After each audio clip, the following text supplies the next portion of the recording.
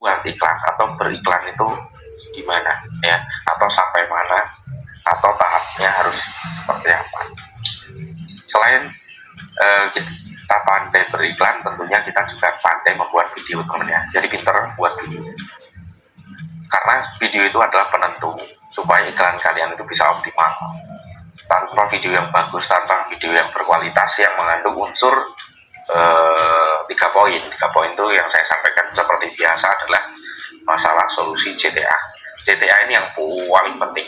CTA ini hubungannya nanti dengan iklan, teman-teman. Kalau teman-teman beriklan, video kalian harus ada CTA berkali-kali supaya iklan kalian hasilnya optimal. Nah, seperti itu. Kemudian iklan 3 tahap itu sebenarnya bisa kita modifikasi sendiri ya.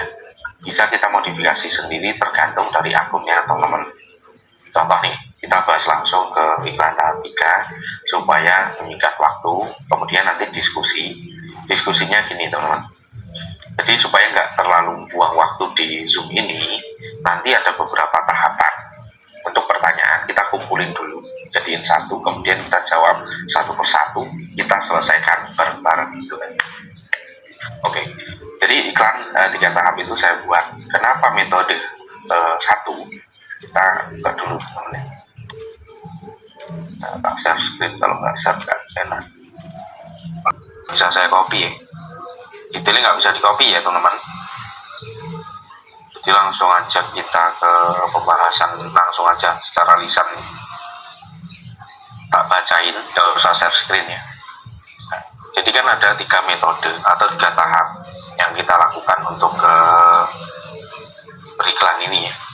Beriklan ini kita ada 3 tahap atau 3 metode.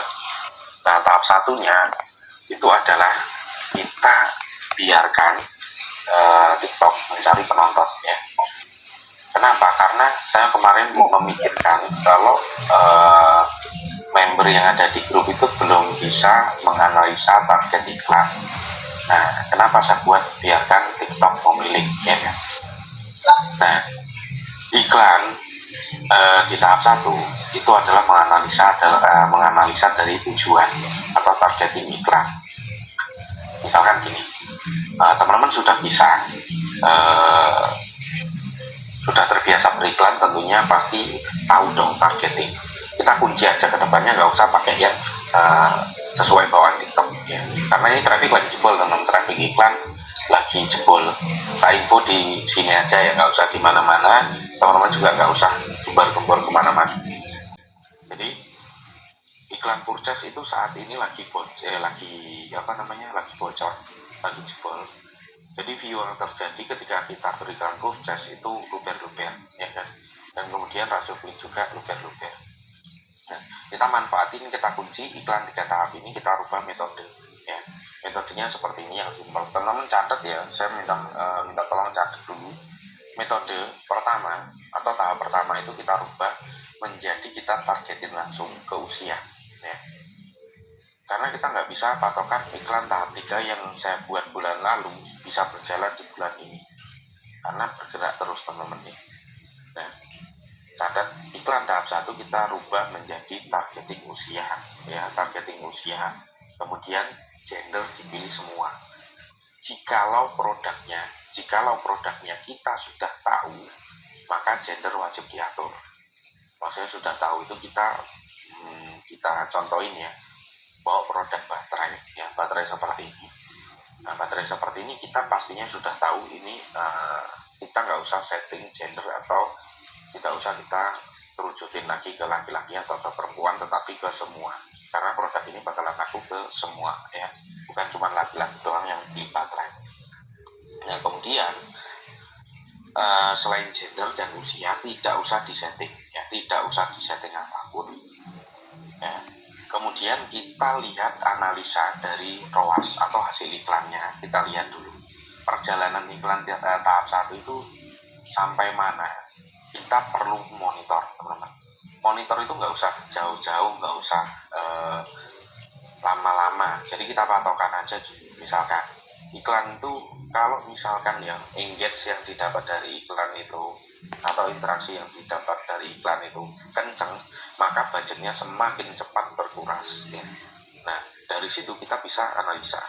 Jikalau sudah terjadi penjualan pertama, di saat budget kalian masih utuh ataupun masih berkurang sedikit, maka iklan tahap 1 boleh kalian stop ya. Ini iklan 3 tahap purchase ya teman-teman. Nanti ada lagi iklan yang lainnya. 3 tahap purchase ini bisa kalian stop setelah ada penjualan ya, di saat budget kalian berjalan sedikit. Nah, ngelihatnya di mana? Teman-teman bisa ngelihat dari ROAS ya. ROAS itu bisa kita jadikan patokan. Ketika ROAS di angka 20% ya, maka kalian harus stop iklan itu. Di tahap 1 kalian stop. Jangan dibiarin. Kenapa? Karena semakin kalian biarin itu bakalan cepat habis saldonya. Ya, bakalan cepat kesedot saldonya, hasilnya ROAS-nya akan semakin kecil. Hasilnya ROAS-nya akan semakin kecil.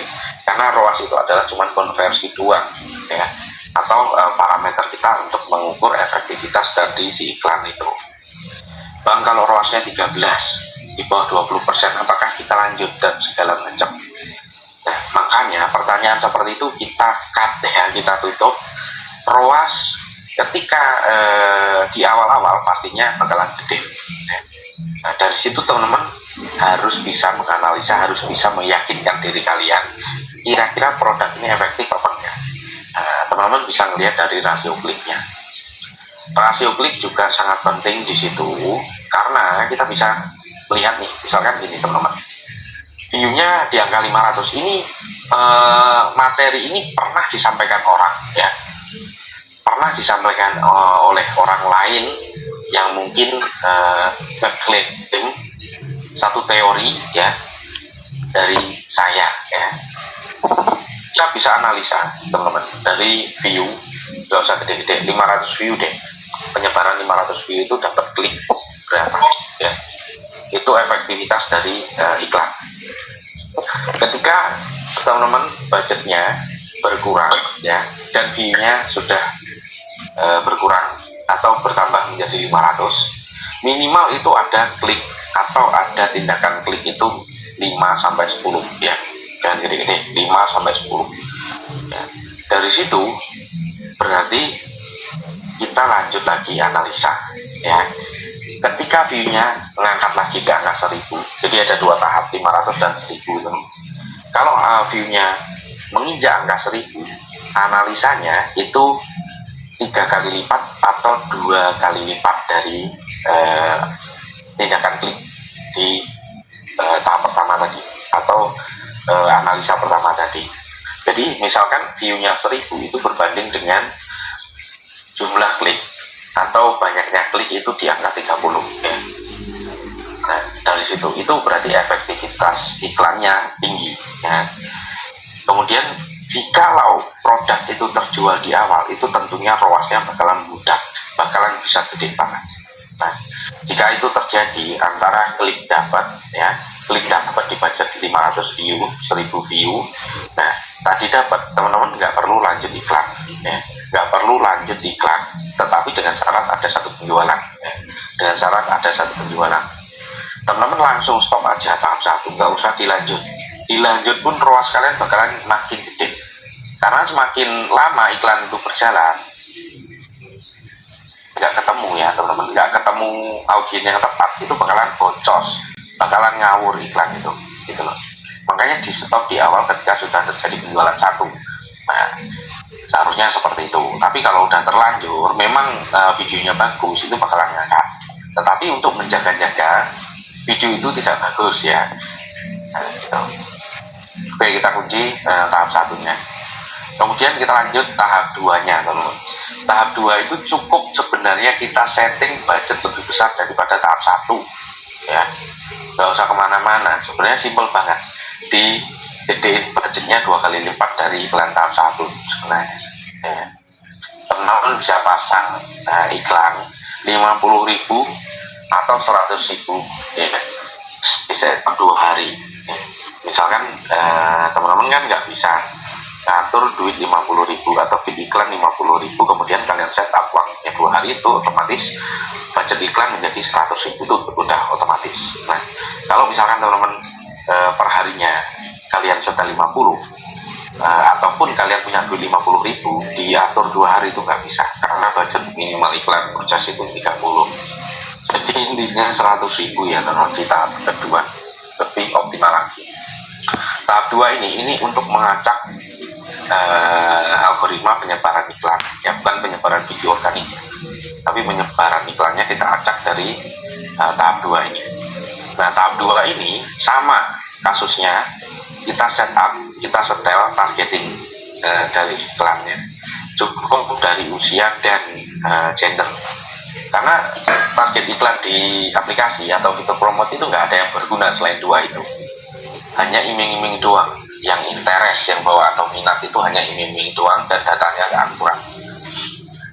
Makanya teman-teman tahap 2 ini kalian setup di usia dan gender mengikuti tahap pertama tadi. Biarkan iklan berjalan di tahap 2 ini sesuai dengan budget, jadi habisin budgetnya, kalian berkorban di iklan tahap 2. Tahap 2 ini dikorbanin, memang mau untung mau buntung, tahap 2 ini biar ya sampai habis budgetnya.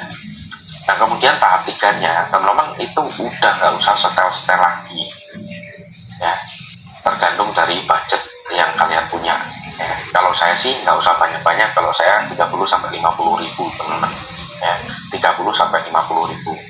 Nah, ketika itu sudah terjadi, tahapan iklan itu benar, insya Allah video kalian bakalan FYP ya.